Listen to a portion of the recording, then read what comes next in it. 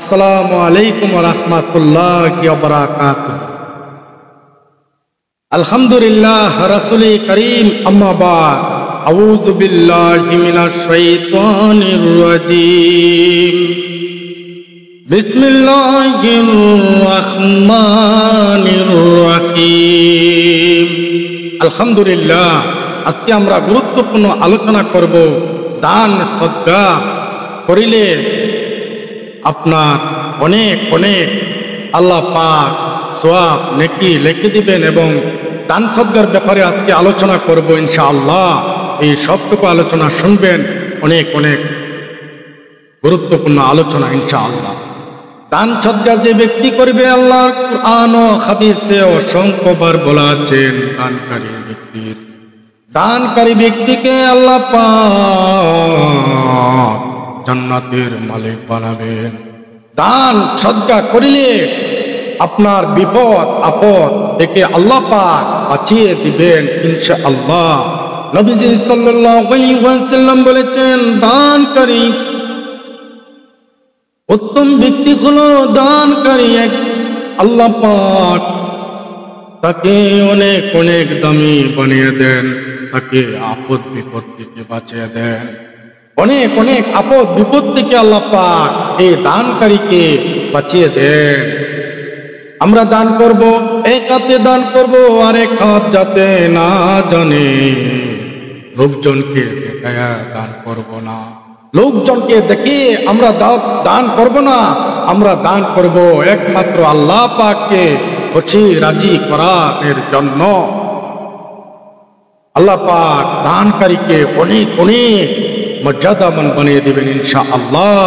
এই দান করলে, আমরা নিয়মিত যদি দান করি, আমাদেরকে আল্লাহ পাক অনেক দামি বানিয়ে দিবে।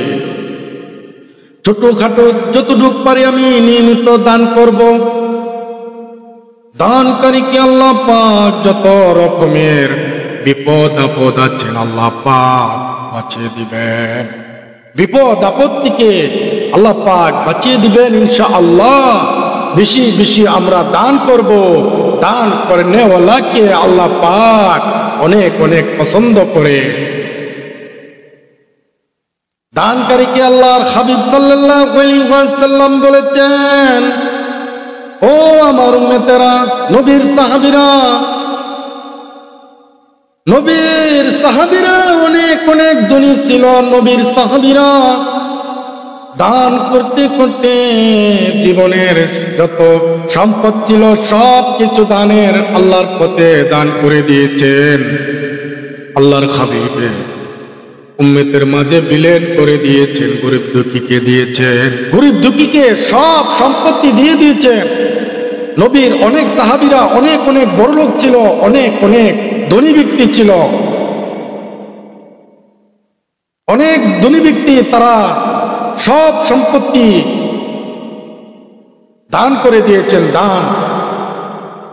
দানের এত ফজিলত, দান করলে যে এত আল্লাহ পাক এত পছন্দ করেন দানকারীকে, সুবহানাল্লাহ।